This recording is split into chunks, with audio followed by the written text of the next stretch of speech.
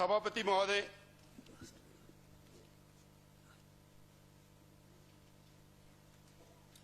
लगातार हर वर्ष सरकार और सरकार के फाइनेंस मिनिस्टर अपना बजट प्रस्तुत करते हैं। बजट के ऊपर चर्चा होती है। सत्ता पक्ष बजट प्रस्तुत करने पर माननीय मुख्यमंत्री, माननीय फाइनेंस मिनिस्टर को बधाई देते हैं और प्रतिपक्ष उसके अंदर कमियां ढूंढता है और उसका विरोध करने का प्रयास करता है। मुझे भी जनता ने आशीर्वाद दिया और इसी सदन में ये 24वां बजट मैं देख रहा हूं। आदरणीय ठाकुर रामलाल जी हमारे सदन के बहुत वरिष्ठ सदस्य हैं। स्वास्थ्य मंत्री रहे, वन मंत्री रहे, 5 बार से माननीय विधायक, बहुत अच्छे तरीके से अपनी बात अच्छे लहजे से कहते हैं। पर मैंने कहा कि प्रतिपक्ष में है, इसलिए वो रस्म निभाना अंत में इन्होंने कह ही दिया कि मैं ऐसा तो नहीं कहूंगा कि इसमें कुछ नहीं है, पर मैं विरोध इसका अवश्य करूंगा। मैं एक बात सभापति महोदय आज बड़े फख्र के साथ कह रहा हूं। 24 बजट देखे हैं और हर बजट में कुछ ना कुछ खूबी रहती है। वो चाहे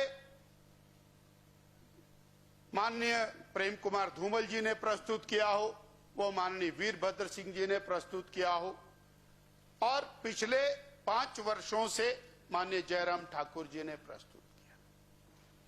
पर एक बात मैं दावे के साथ कह सकता हूं कि जितनी हिम्मत इस बजट को प्रस्तुत करने के लिए श्री जयराम ठाकुर जी ने दिखाई है, वो हिम्मत असंभव को संभव करने वाली हिम्मत है।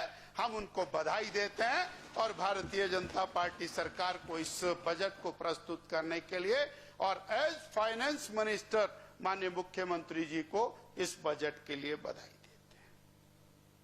अब वो किस बात की बधाई है, मैं केवल उसी बिंदुओं के ऊपर आऊंगा। आज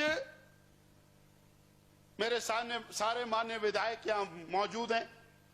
हम लोग जनता के बीच में जाते हैं, विकास के कामों के लिए लड़ते हैं। क्लर्क से लेकर के मुख्यमंत्री के दरवाजे तक हम लोग जाते हैं। हमारी सड़क बननी चाहिए, पीने का पानी हमारे इलाके में होना चाहिए, पुल बनना चाहिए, और उसके लिए नाबार्ड के माध्यम से हमारी एक किट्टी का निर्धारण हुआ। मुझे अच्छे से याद है कि लगभग 1998 के आसपास ये नाबार्ड का पैसा विधायक के अपनी किट्टी के माध्यम से, यानी एमएलए प्रायोरिटी के माध्यम से लगना शुरू हुआ, बढ़ता चला गया। पर पिछले 4 साल के अंदर इस धनराशि के अंदर जो माकूल इजाफा हुआ है, शायद अगर जे मैं गलत ना हूं तो 105 करोड़ रुपए से लेकर के हम 150 करोड़ रुपए तक विधायक की प्राथमिकता की धनराशि को श्री जयराम ठाकुर जी ने बढ़ाया है। हम इसलिए उनको बहुत बहुत बधाई देते हैं। मैंने आग्रह किया था, मेरी किट्टी बहुत पहले खत्म हो गई। 135 करोड़ रुपया पिछले वर्ष किया था, 120 करोड़ उससे पहले था, 105 करोड़ उससे पहले था, और 150 करोड़ रुपया विधायक जो प्राथमिकता देता है उसके ऊपर वे, ये सच में काबिले तारीफ है। इसके लिए बहुत बधाई है।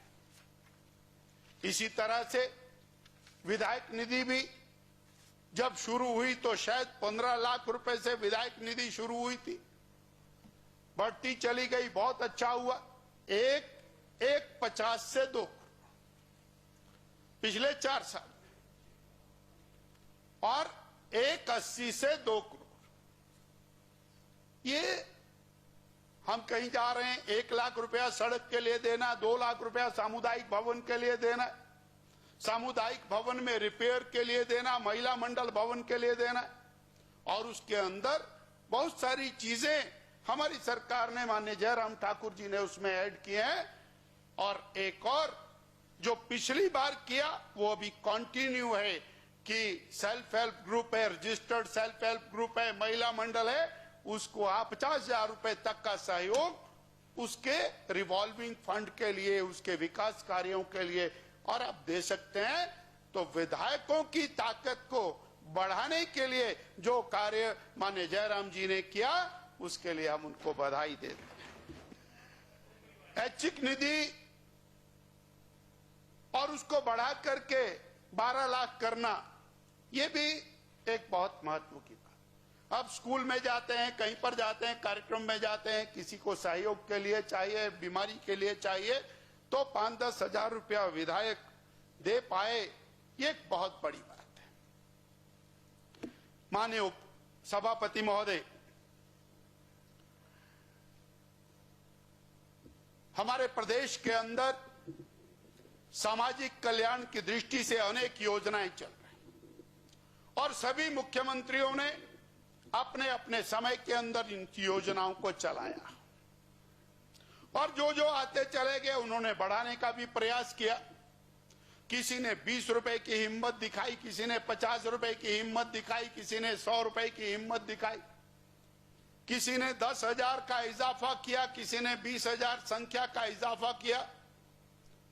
पर एक बार अगर एक मुश्त कोई जबरदस्त इजाफा किया, मेरे विधायक साथियों को इधर और इधर दोनों तरफ ये अनुमान नहीं होगा कि 70 वर्ष की आयु बिना आय के पिछली बार की थी और वो एक मुश्त घटा करके 60 वर्ष एक बार में कर दी जाएगी।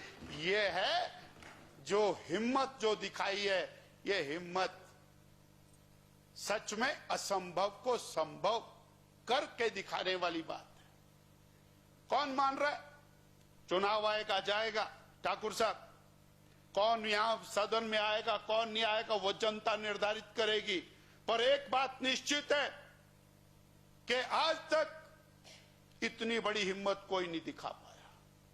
मैं नाहन विधानसभा क्षेत्र से आता हूं, हमारे पड़ोस में हरियाणा लगता है। हरियाणा में 60 साल की उम्र के बाद पेंशन का प्रावधान है और जब हम जाते थे, हमने बोला भाई 70 साल, बोले यहाँ बिल्कुल पड़ोस में मेरा समधी है, मेरा रिश्तेदार है, उसकी तो 60 साल में लगती है। और हम कल्पना भी नहीं करते थे कि 60 साल के अंदर पेंशन लग जाएगी। और 60 साल की पेंशन लगा करके जो लाभ प्रदान किया है वो सच में बहुत बड़ी बात है। और सिर्फ लाभ प्रदान करने की बात नहीं है, उसको बढ़ा करके कितना किया। विधवाओं के लिए जो पेंशन है, एकल नारी के लिए पेंशन है, उसको 700 रुपए से बढ़ा करके 1,000 कर देना।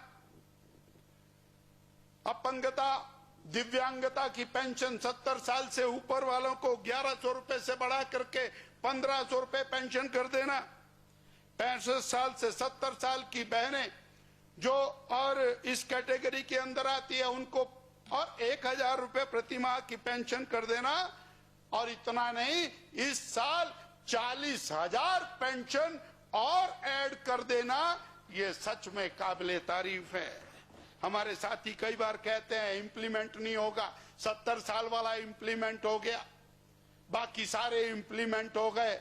और मेरा विश्वास है कि जयराम जी ने कहा है, उनके साथ राम का नाम जुड़ा है और ये इम्प्लीमेंटेशन भी 3 महीने के अंदर अंदर हो जाएगी। 40,000 पेंशन भी बढ़ जाएगी और 60 साल वाले जो बुजुर्ग हैं उनको पेंशन भी मिल जाएगी। और 35,000 से 50,000 जो वेलफेयर स्कीम्स के अंदर लगने वाला मिनिमम क्वालिफिकेशन है वो भी इंक्रीज हो जाएगा, क्योंकि ये भारतीय जनता पार्टी की सरकार कमिटमेंट के साथ काम करने वाली सरकार है। मैं 2 चीजें रिकॉर्ड के ऊपर जरूर लाना चाहूंगा। माननीय सभापति महोदय, जो इस बजट बुक के अंदर बताया, इस समय हिमाचल प्रदेश के अंदर 6,35,000 लोग इस प्रकार की सोशल पेंशन प्राप्त कर रहे हैं। और ये जो वृद्धावस्था पेंशन ये बढ़ जाएगी और जो कैटेगरीज बढ़ जाएंगी, इसके बाद ये आंकड़ा लगभग 7.5 लाख होने वाला है सोशल पेंशन का। अगर जो 75 लाख की आबादी है और 7.5 लाख ये हो रहा है, यानी प्रदेश का 10% मानव मनुष्य ऐसा है जिसको सोशल पेंशन मिल रही है। पूरे भारत के अंदर कोई प्रांत ऐसा नहीं है जहां 10% लोगों को और सोशल पेंशन का लाभ मिल रहा है। हिमाचल प्रदेश इस मामले में भी, सेवा के मामले में और पेंशन के मामले में और गरीबों की सेवा के मामले में अग्रणी भूमिका के अंदर आकर के खड़ा होने वाला है। मैं इसके लिए भी जयराम ठाकुर की सरकार को बहुत बहुत बधाई देता हूं, बहुत बहुत साधुवाद देता हूं। एक और आंकड़ा जो बहुत महत्वपूर्ण है, अभी तक सोशल पेंशन्स के ऊपर जो खर्च होता है वो 450 करोड़ रुपया पर एनम है और ये बढ़ करके 1300 करोड़ रुपया यानी तिगुनी राशि इसके अंदर खर्च होने वाली है। अब इसके बाद भी अगर जे कोई बजट को बधाई ना दे तो सच में चिंता की बात है। कहीं ना कहीं उनको विचार तो करना पड़ेगा कि उनके अंदर नेगेटिविटी की क्राइटेरिया कितना बढ़ गया है। गौवंश की बात आई, गौवंश का संवर्धन होना चाहिए, गौवंश का संरक्षण होना चाहिए। सालों से सड़कों के ऊपर गौवंश, जिसको बेसहारा गौवंश कहा, जिसको हमारे प्रतिपक्ष के लोग आवारा गौवंश कहते हैं, अब वो गौवंश के लिए गौ सेंचुरी बनाने का काम किसने किया? जयराम ठाकुर की सरकार ने किया। सेंचुरियों में 20,000 अगरजे गौवंश को रखने का काम किसने किया? वो जयराम ठाकुर की सरकार ने किया।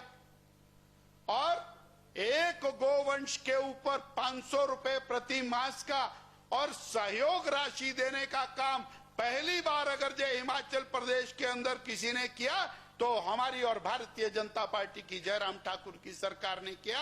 और इस बजट के अंदर 500 रुपए से बढ़ा करके 700 रुपए करने की घोषणा किसी अगर जे सरकार ने की तो जयराम ठाकुर सरकार ने किए तो बधाई तो बनती है भाई। हम बहुत बहुत बधाई देते हैं, बहुत शुभकामनाएं देते हैं। सबका सहयोग चाहिए। गोवंश सड़कों के ऊपर नहीं होना चाहिए क्योंकि उसकी आवश्यकता है।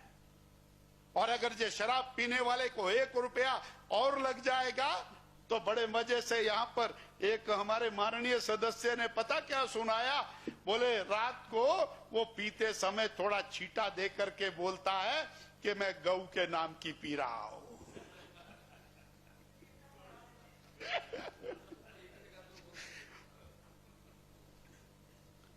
माननीय सभापति महोदय, सेवा करने वाली सरकार केवल और केवल जो सूक्ष्म वर्ग है, जो निर्धन वर्ग है, जो गरीब वर्ग है, उसकी चिंता की है। जो छोटा कर्मचारी है, वो आंगनवाड़ी का वर्कर है, वो आशा वर्कर है, वो मल्टीपर्पज वर्कर है, वो वाटर कैरियर है, वो पंचायत चौकीदार है, वो रेवेन्यू का चौकीदार है। इस प्रकार का जो छोटा वर्कर है, एक भी वर्ग ऐसा नहीं छोड़ा जिसके मानदेय के अंदर वृद्धि करके सरकार ने यह बताने का प्रयास नहीं किया कि हम और छोटे कार्यकर्ता के साथ खड़े हैं और उनके अंदर उनकी जो मानदेय है उसके अंदर माकूल इजाफा करके इस बात को कहने का प्रयास किया है कि हम कोविड की भारी तंगी के बावजूद और आपके साथ खड़े हैं। इसके लिए भी हम इस बजट को प्रस्तुत करने के लिए बहुत बहुत बधाई देते हैं, बहुत शुभकामनाएं देते हैं। मैं कहना चाहूंगा कि जो आंगनवाड़ियां हैं वो मजबूत होने चाहिए। बच्चों की नींव वहां से डलती है। अगर जो हमारे सरकारी भवन आंगनवाड़ियों के लिए नहीं है तो वहां पर वातावरण अच्छा नहीं होता। किराए का भवन है, आज एक जगह लिया, कल दूसरी जगह लिया, कहीं पर मकान नहीं मिलता है और आंगनवाड़ी बहन वहां पर अच्छे से काम नहीं कर पाती है। एक बहुत विहंगम प्रयास, अच्छा प्रयास, 1000 आंगनवाड़ियों को और इस बजट के अंदर नए मकान बना करके देने का जो फैसला किया है, उसके लिए भी हम माननीय मुख्यमंत्री जी को बहुत बहुत बधाई देते हैं, बीजेपी सरकार को बधाई देते हैं। और जो मॉडल आंगनवाड़ी है वो 6718 है और 6718 मॉडल आंगनवाड़ी बन चुकी हैं। 12207 आंगनवाड़ी मॉडल और बनाई जाएंगी, इसके लिए भी हम बहुत बहुत बधाई देते हैं। पंचायत के प्रतिनिधि जो दिन रात सेवा करते हैं, पंचायत का प्रधान है, उप प्रधान है, वार्ड का मेंबर है, बीडीसी का सदस्य है, जिला परिषद का सदस्य है, नगर निकायों के सदस्य है, कॉरपोरेशन के मेंबर हैं, उन सब की मानदेय के अंदर वृद्धि करना, यह भी चुने हुए प्रतिनिधियों की दृष्टि से एक बहुत अच्छा फैसला है। बहनें स्वरोजगार की तरफ आगे बढ़ें, उसके लिए सेल्फ हेल्प ग्रुप्स बन रहे हैं, कोई वीडियो के माध्यम से बन रहे हैं, कोई नाबार्ड के माध्यम से बन रहे हैं, कोई अपने आप प्रेरणा से बढ़ा रहे। जो रजिस्टर्ड सेल्फ हेल्प ग्रुप्स हैं, उन सभी सेल्फ हेल्प ग्रुप्स को और 25,000 रुपए का एक मुश्त रिवॉल्विंग फंड उनके सहयोग के लिए सरकार ने प्रावधान किया 25 करोड़ रुपए का, यानी महिलाओं को मजबूत करने की दिशा के अंदर एक अच्छा काम। इसके लिए भी हम सरकार को बधाई देते हैं। एक अत्यंत महत्वपूर्ण बात, संस्कृत जो हमारी सभी भाषाओं की जननी है, सारी दुनिया की भाषाएं संस्कृत से निकली। भारत दुनिया का विश्व गुरु रहा और वो संस्कृत के कारण रहा। और जो संस्कृत पढ़ने वाले हैं वो शास्त्री हैं, टीचर के नाते वो पढ़ाते हैं। अगर जो उन्होंने बीएड और टेट किया है तो ऐसे अध्यापकों को टीजीटी संस्कृत, टीजीटी हिंदी, इसका दर्जा देना सच में संस्कृत के प्रति सम्मान और संस्कृति के प्रति सम्मान है। इसके लिए भी हम सरकार को बहुत बहुत बधाई देते हैं, बहुत बहुत शुभकामनाएं देते हैं। माननीय सभापति महोदय, स्वास्थ्य के मामले में बहुत सारे काम हुए। माननीय प्रधानमंत्री जी ने हिमाचल प्रदेश की सरकार को चैंपियन का दर्जा दिया। वैक्सीनेशन के अंदर नंबर 1 पर हिमाचल प्रदेश खड़ा हुआ। पर जो सबसे ज्यादा और महत्व की बात मुझे दिखाई देती है, आयुष्मान योजना के अंतर्गत 2,40,000 लोगों ने उसका लाभ उठाया और 218 करोड़ रुपए का लाभ उनको मिला। हिमाचल प्रदेश की सरकार ने हिम केयर नई योजना चालू की और इस साल बजट के अंदर एक बहुत अच्छी घोषणा की है। एक व्यक्ति बीमार हो जाता, हम बताते रहते भाई हिम केयर बना लो बना लो बना लो, नहीं बनाता। कई बार 1,000 रुपए खर्च करने की भी स्थिति में नहीं आता। मुख्यमंत्री जी ने कहा 12 महीने हिम केयर कार्ड की रजिस्ट्रेशन चालू रहेगी, लगातार चलती रहेगी। इसके लिए भी हम सरकार को बहुत बहुत बधाई देते हैं, शुभकामनाएं देते हैं। बिजली के मामले में सरकार ने अहम फैसला लिया। चौधरी सुखराम जी यहां विराजमान है, हम इनको बधाई देते हैं। 60 यूनिट तक मुफ्त बिजली, 125 यूनिट तक 1 रुपया प्रति यूनिट बिजली, किसानों को 30 पैसे प्रति यूनिट बिजली पहली बार हुआ। हिमाचल में कभी नहीं हुआ, सच में बधाई के पात्र हैं। जल जीवन मिशन की चर्चा दोनों तरफ से जोरों से हो रही है। मानते सभी हैं कि कनेक्शन लग रहे हैं। आप तो आईपीएच मंत्री रह चुके हैं सर।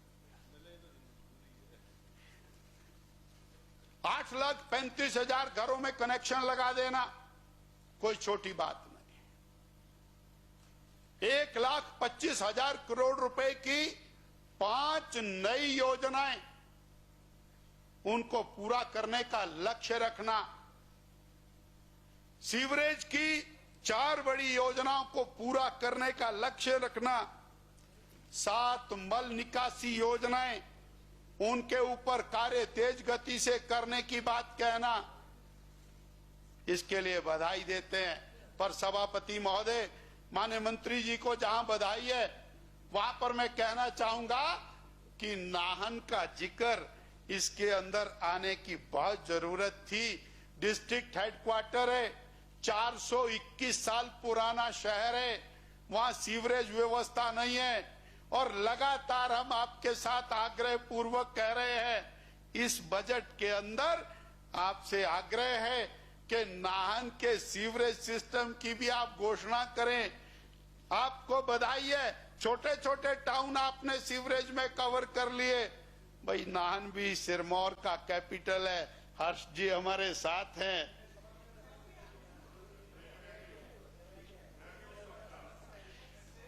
और चलो,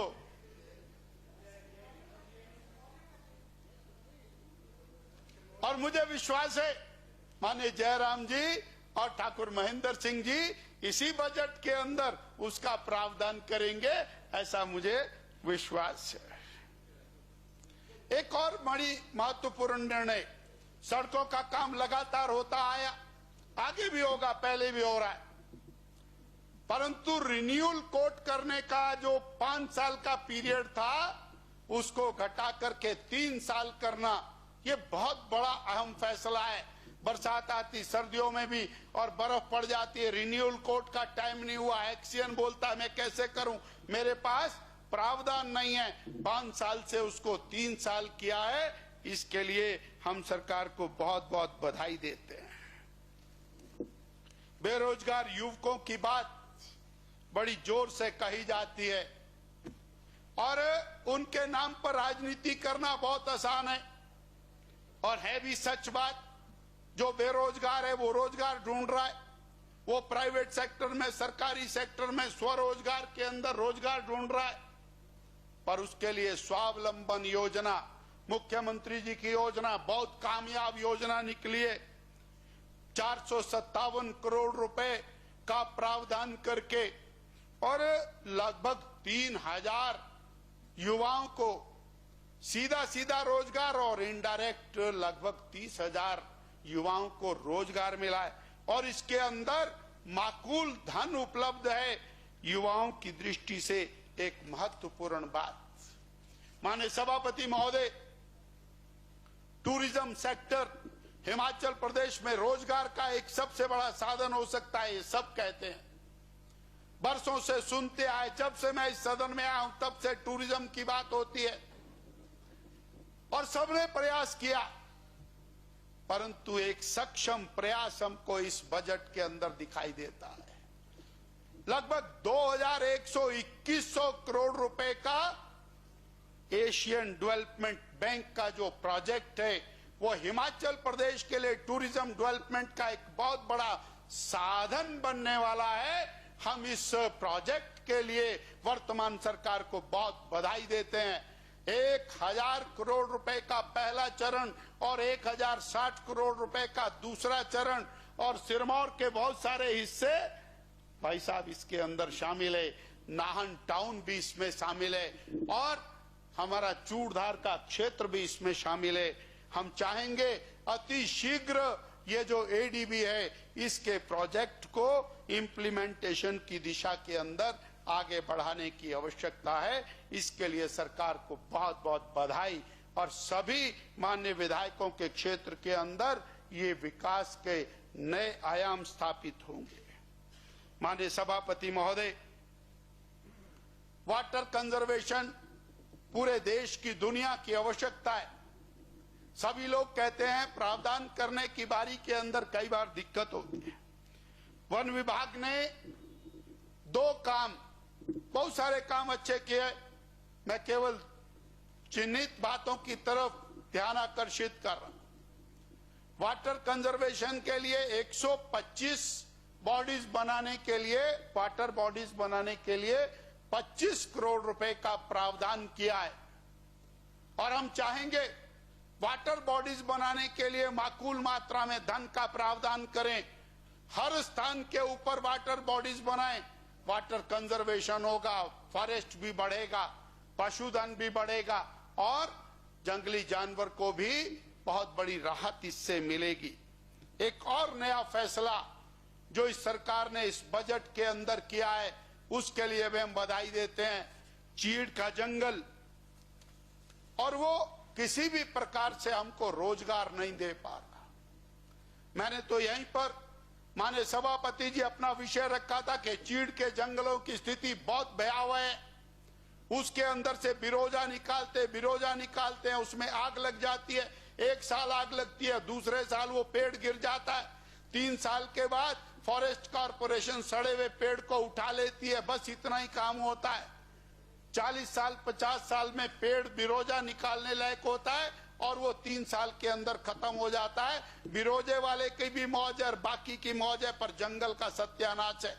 मैंने यहाँ फोटोग्राफ्स भी दिखाए थे, किसी सरकार ने कोई कार्रवाई नहीं की। पिछली सरकार में भी बताया, इसमें भी बताया, पर एक अच्छा निर्णय किया है कि चीड़ के जंगल को बदल करके, रिप्लेस करके चौड़ी पत्ती का जंगल लगाने का जो निर्णय किया है, इसके लिए हम बहुत बहुत बधाई देते हैं, बहुत शुभकामनाएं देते हैं और ये बहुत अच्छा महत्वपूर्ण निर्णय है। एक और निर्णय सरकार ने किया कि हम 75 गांव को, जो हमारा स्वर्ण जयंती वर्ष चल रहा है, इस 75 गांव को विशिष्ट पहचान देंगे और उनको पूर्णता विकसित करके अच्छा एक और विलेज बना करके प्रस्तुत करेंगे। इसके लिए भी हम इस सरकार को बहुत बहुत बधाई देते हैं। युवाओं के प्रोत्साहन के लिए, उनको नशे से दूर रखने के लिए, उनकी मांसपेशियों को सुदृढ़ करने के लिए सरकार ने महाकुंभ, खेल महाकुंभ करने का निर्णय लिया। ये बहुत ही एक महत्वपूर्ण बात है। और इसके साथ ही ये सरकार स्पोर्ट्स के बहुत बड़े प्रोजेक्ट्स को इस साल पूरा करने जा रही है और उसके अंदर सिरमौर जिला के माजरा का एस्ट्रोटर्फ भी शामिल है। हम इसके लिए भी सरकार को बहुत बहुत बधाई देते हैं। माननीय सभापति महोदय, जब भी कहीं गेम्स होती हैं तो खेलने वाले खिलाड़ी बार बार ये आग्रह किया करते हैं, हमारी डाइट मनी बहुत कम है। सरकारों ने प्रयास किया डाइट मनी बढ़ाने का, किसी ने 10 रुपए बढ़ाया, किसी ने 20 रुपए बढ़ाया। ये जयराम ठाकुर की सरकार है जिसने डाइट मनी को 120 रुपए से 240 रुपए बढ़ाया और 200 रुपए से इसको 400 रुपए किया। सच में ये बहुत बड़ा, मैंने पहले ही कहा, सरकार ने असंभव को संभव करके दिखाया। ये फैसले बहुत कठिन फैसले हैं। थोड़ा थोड़ा बढ़ाते, थोड़ा थोड़ा बढ़ाते, उतनी देर में उसको बेचारे को, युवा को वो सब कुछ नहीं मिलता। एक और जो बजट के अंदर निर्णय लिया, हिमाचल प्रदेश के गैर जनजातीय क्षेत्र के अंदर 2.5 लाख से अधिक जनजातीय लोग रहते हैं। आशा जी वरिष्ठ सदस्य हैं, इन्होंने मेरी बात को सुधारने का प्रयास किया है कि 2.5 लाख से भी ज्यादा होंगे। और इन लोगों के विकास की दिशा के अंदर जो ट्राइबल का बजट है उसका खर्चा नहीं होता है।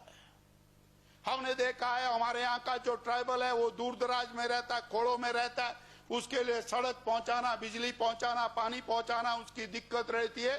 और पहली बार सरकार ने हिम्मत की है कि जो गैर ट्राइबल क्षेत्र में रहने वाले ट्राइबल है, जनजाति हैं, उनके लिए और विशेष योजना बनाई जाएगी। इसके लिए हम मुख्यमंत्री जी को बहुत बहुत बधाई देते हैं, साधुवाद देते हैं। मैंने पहले ही कहा, गरीब की चिंता करने वाला बजट है और गरीब की चिंता करने वाला बजट है। इसके लिए इस साल माननीय मुख्यमंत्री जी 22-23 के अंदर 12,769, ये लगभग 13,000 गरीबों को मकान इस साल अलग अलग मद के माध्यम से दिए जाएंगे। इसके लिए भी हम बहुत बहुत बधाई देते हैं। अभी हमारे फाजिल दोस्त ने कहा चिकित्सकों के पद ये बढ़ा देना, सभी ने बढ़ाए, कभी 50 बढ़ाए, कभी 100 बढ़ाए, कभी 25 बढ़ाए, परंतु एक मुश्त 500 डॉक्टरों के पदों को सृजित कर देना और उसको बजट के अंदर प्रावधान कर देना सच में बधाई की बात है। इसके लिए भी हम सभापति महोदय माननीय मुख्यमंत्री जयराम ठाकुर जी को बधाई देते हैं। 50 नई एम्बुलेंस लाना, पेट स्कैन लगाना, अनेक प्रकार के और इक्विपमेंट लगा करके हॉस्पिटल्स को स्ट्रेंथन करना। मैं फिर दोबारा से कहना चाहूंगा, किसानों की चिंता, 11 नई अनाज मंडियां खड़ा करना। मेरे को समय की तरफ तवज्जो है, आप भी इशारा कर रहे हैं, मैं अपनी बात समाप्त करता हूं। 50,000 एकड़ भूमि को और केवल नेचुरल खेती के अंदर लाना। महर्षि वाल्मीकि छात्रवृत्ति योजना, श्रीमती इंदिरा गांधी छात्रवृत्ति योजना, डॉक्टर भीमराव अंबेडकर छात्रवृत्ति योजना, स्वामी विवेकानंद छात्रवृत्ति योजना को बढ़ा करके 1,500 रुपए महीना करना और सैनिक स्कूलों के बच्चों की छात्रवृत्ति को बढ़ा करके 2,000 करना। भविष्य के हिमाचल की दिशा के अंदर उसको आगे बढ़ाना, चाहे वो रेलवे की दिशा के अंदर हो, रोपवे की दिशा के अंदर हो, हवाई पट्टी की दिशा के अंदर हो।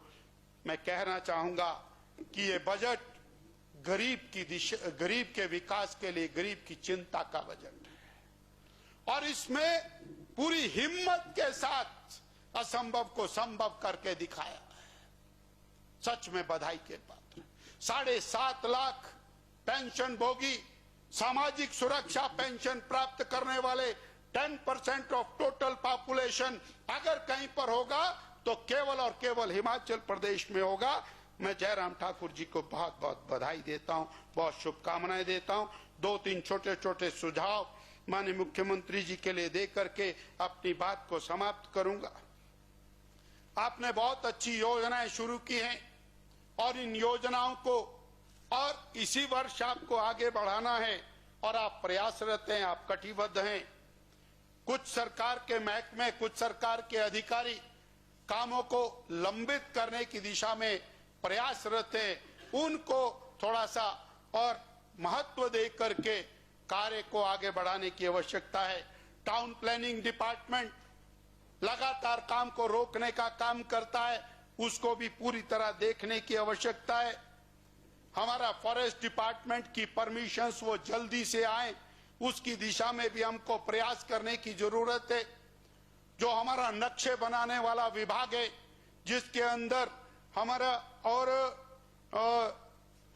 आर्किटेक्चर डिपार्टमेंट है, वो भी नक्शे जल्दी से प्रस्तुत करें और वो भी बहुत जरूरत है जो आपने और सैंक्शंस किए हैं। और कुछ विभागों में तालमेल वो भी बहुत आवश्यक है। किसी विभाग के लिए भूमि की आवश्यकता है, वो भूमि अगर जो दूसरे विभाग के पास बेकार पड़ी है, वो ट्रांसफर करने के अंदर, एनओसी देने के अंदर हिचकिचाता है। 4-4 साल तक एनओसी नहीं मिलती। इसके तरफ और हमको और ध्यान देने की आवश्यकता है।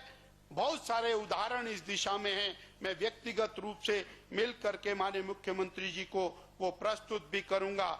और मैंने जैसा पहले कहा, पूरा हिम्मत के साथ माननीय मुख्यमंत्री जी ने बजट प्रस्तुत किया, गरीब के लिए बजट प्रस्तुत किया, बेरोजगार के लिए बजट प्रस्तुत किया, किसान के लिए बजट प्रस्तुत किया, कर्मचारी के लिए बजट प्रस्तुत किया। सच में ये बधाई के पात्र हैं। माननीय उपाध्यक्ष महोदय, हम आपका धन्यवाद करते हैं। आपने हमको बिना रोके बहुत समय दिया। जय हिंद, जय हिमाचल।